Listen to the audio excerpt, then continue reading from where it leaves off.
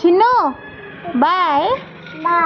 కూరగాయలే పాప ఏది ఉందా? ఏది చూపెట్టు. అచ్చో పాపని ఇస్తున్నావు కదా, పాపనా? తీసుకో పాప. అద్దా పాప బాయ్.